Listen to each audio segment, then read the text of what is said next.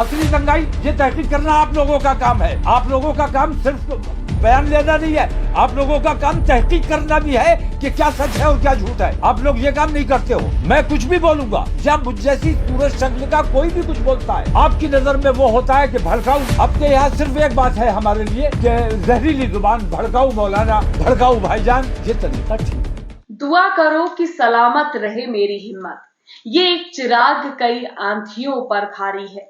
वसीम बरेलवी की लिखी ये लाइनें मौलाना तौकीर रजा पर बिल्कुल फिट बैठती है, क्योंकि अकेले तौकीर रजा ने वो काम कर दिया है जिसने सरकार की कुर्सी तक हिला डाली है। एक और मुफ्ती सलमान अजहरी के बाद तौकीर रजा को गिरफ्तार करने की सरकार तैयारी में लगी हुई थी।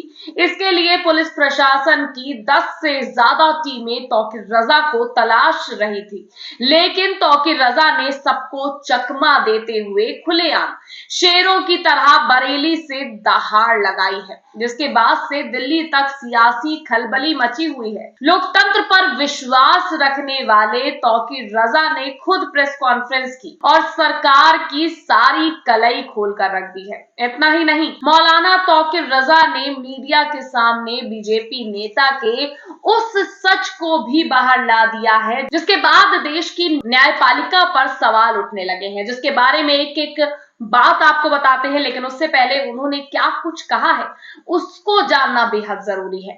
मीडिया में छपी खबरों की माने तो आईएमसी प्रमुख और बरेली में 2010 के दंगों के मास्टरमाइंड मौलाना तौकीर रजा को 11 मार्च से बरेली पुलिस की 10 टीमें तलाश रही हैं, लेकिन उनका सुराग नहीं लगा। वहीं गुरुवार रात को बरेली में अपने घर में मौलाना तौकीर रजा ने प्रेस वार्ता भी कर दी। उन्होंने कहा 2010 का बरेली दंगा प्रवीण सिंह, एरन और राजेश अग्रवाल की साजिश है। मुझे तो उसमें फंसाया जा रहा है, मैं निर्दोष हूँ। तौकीर रजा ने कहा मुझे हाई कोर्ट पर भरोसा है, सुप्रीम कोर्ट पर भरोसा है, न्यायपालिका का इकबाल बुलंद रहना चाहिए, उसके इकबाल को ठेस नहीं पहुंचनी चाहिए। उन्होंने इसके आगे कहा हमें हाई कोर्ट ने जो आदेश दिया है उसका पालन करना है। मैं 27 तारीख को हाजिर रहूंगा। मुझे हाई कोर्ट ने जो निर्देश दिया उसका पालन करूंगा। मैं कोर्ट में खुद रहूंगा, मैं भागने वाला नहीं हूँ। जो अपने देश से मोहब्बत करता है, संविधान से प्यार करता है, मैं अकेला जेल नहीं जाऊंगा, मेरे साथ अन्य लोग भी जेल जाएंगे। सुनिए जरा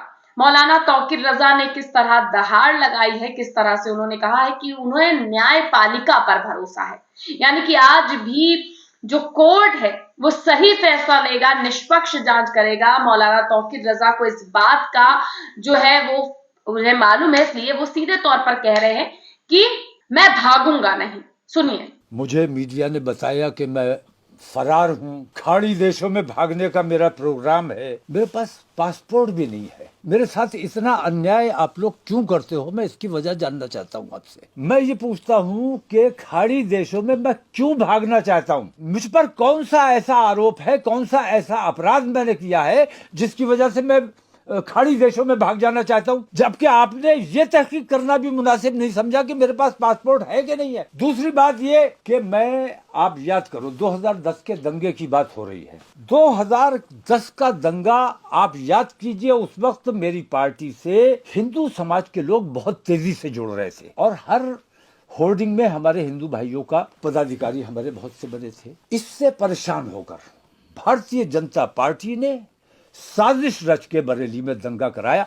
मेरा अपना पर्व था, मेरा अपना जुलूस था, मैं अपने जुलूस में खुद दंगा करूंगा। उन्होंने मुझ पर झूठा इल्जाम लगाया, उन्होंने दंगा किया। उस दंगे के असल आरोपी आज तक गिरफ्तार नहीं हुए हैं। उस वक्त दंगे के जो लोग दोषी, असल दोषी हैं, उन लोगों पर अगर आप गौर कर लोगे तो 2 लोग आपको मिलेंगे, एक राजेश अग्रवाल और प्रवीण सिंह एरन। इन दोनों की मिली भगत से बरेली में दंगा हुआ था और राजेश अग्रवाल और प्रवीण सिंह एरन, इन दोनों की साजिश ये है कि किसी सूरत से मुझे चुनाव से दूर रखा जाए, मैं जेल में रहूंगा तो ये बरेली जीतने में कामयाब हो जाएंगे। हाई कोर्ट ने हमें जो निर्देश दिया, देखिए हम कानून का पालन करने वाले लोग हैं, कानून से भागने वाले लोग नहीं है, कानून तोड़ने वाले लोग नहीं है हम। माननीय हाई कोर्ट ने हमें जो निर्देश दिया है 27 तारीख को मैं हाजिर होऊंगा और तमाम लोग मेरे तमाम लोग हाजिर होंगे, गिरफ्तारी भी दी जाएगी, मैं खुद अपने आप कोर्ट में पेश होऊंगा।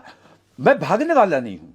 मुझे जो हाईकोर्ट ने निर्देश दिया है उसका पालन किया जाएगा। बता दें कि मौलाना के खिलाफ चल रहे गैर जमानती वारंट के मामले में हाई कोर्ट से कोई राहत नहीं मिली है। उन्हें 27 मार्च तक जिला जज कोर्ट में सरेंडर करना पड़ेगा। वहीं इस बीच उन्होंने जिला जज और बीजेपी नेता के रिश्तों को लेकर भी बयान दिया है। तौकीर रजा ने कहा, जिन जज साहब ने मेरे खिलाफ वारंट जारी किया है उनका प्रवीण सिंह एरन, राजेश अग्रवाल के साथ उठना बैठना है। भारतीय जनता पार्टी के साथ जज साहब का संपर्क है, उनके प्रोग्राम में जाते हैं। क्या ऐसे जज को अपने ओहदे पर बने रहने का अधिकार है? उन्होंने कहा, सुप्रीम कोर्ट को इस ओर ध्यान देना चाहिए। ऐसे जज के खिलाफ सुप्रीम कोर्ट को एक्शन लेना चाहिए। हमारे पास वो फोटो भी है। आगे कहा है कि अपना ईमान बेचने वाले सरकार, मीडिया और न्यायपालिका में भी बैठे हैं। बता दें, मौलाना तौकीर रजा खान से जुड़े केस की सुनवाई अब जिला जज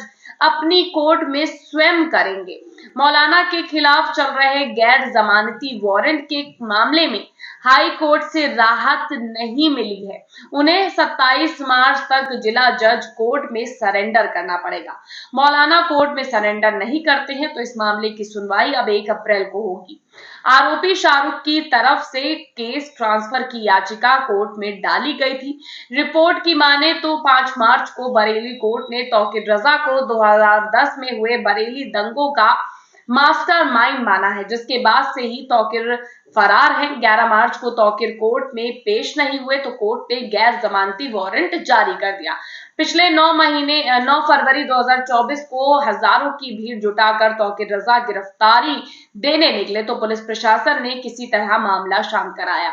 इसी भीड़ में पथराव भी होकर शहर के अमन चैन को बिगाड़ने का प्रयास किया गया।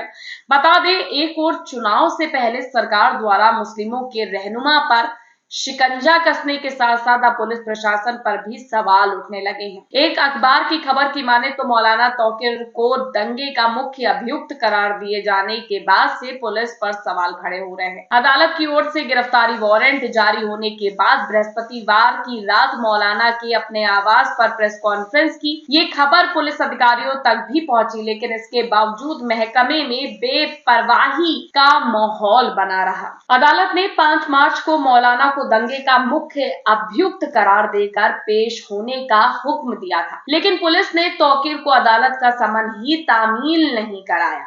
इसके बाद 11 मार्च को अदालत ने तौकीर के खिलाफ गैर जमानती वारंट जारी किया। तब भी पुलिस तौकीर की तलाश के नाम पर बहानेबाजी करती रही। अगली तारीख पर अदालत ने एसएसपी को तौकीर की गिरफ्तार कर पेश करने का आदेश दिया। इसके बाद 10 टीमें बनाने और यूपी, दिल्ली, हैदराबाद से पश्चिम बंगाल तक तौकीर की तलाश करने का दावा किया गया, लेकिन नतीजा कुछ नहीं निकला। देर शाम तौकीर ने प्रेस कॉन्फ्रेंस की। कुछ ही देर में इसकी खबर पुलिस प्रशासन के अफसरों तक पहुंच गई, लेकिन फिर भी वो बेपरवाह बने रहे। कोई तौकीर के आवाज तक की तरफ नहीं गया। इंस्पेक्टर प्रेमनगर ने ये कहकर कन्नी काट ली कि तौकीर को हाई कोर्ट ने 27 मार्च तक अदालत में पेश होने की मोहलत दी है, तो सीओ फर्स्ट ने तौकीर के शहर में होने की जानकारी होने से ही इनकार कर दिया। इस बीच ये भी चर्चा होती रही कि तौकीर रजा कहीं नहीं गए थे, शहर में ही थे, लेकिन पुलिस उनकी तलाश में पूरे देश में घूमती रही। अब क्या सच है, क्या झूठ, ये तो 27 मार्च को कोर्ट में सामने आ ही जाएगा। अब आगे क्या होता है ये देखने वाली बात होगी। आपको लगता है क्या है? क्या तौकीर रजा को बीजेपी सरकार फंसा रही है या नहीं? या तौकीर रजा के खिलाफ जो ये तमाम चीजें हो रही है ये सही है या गलत है? जमानती वारंट जब कोर्ट से समन आया तो कोर्ट का समन तौकीर तक नहीं पहुंचता है और ये जानबूझकर जो लेट लतीफी की जा रही है इसको लेकर आप क्या कहेंगे? लेकिन अब जिस तरह से तौकीर रजा ने हुंकार भरी और जिस तरह से उन्होंने कहा कि मैं डरने छिपने वाला नहीं हूं, मैं कोर्ट को, संविधान को, न्यायपालिका को मानता हूं, लेकिन फिर भी इस न्यायपालिका में कुछ लोग ऐसे बैठे हुए हैं जो बिके हुए हैं, जिनसे सतर्क रहने की जरूरत है।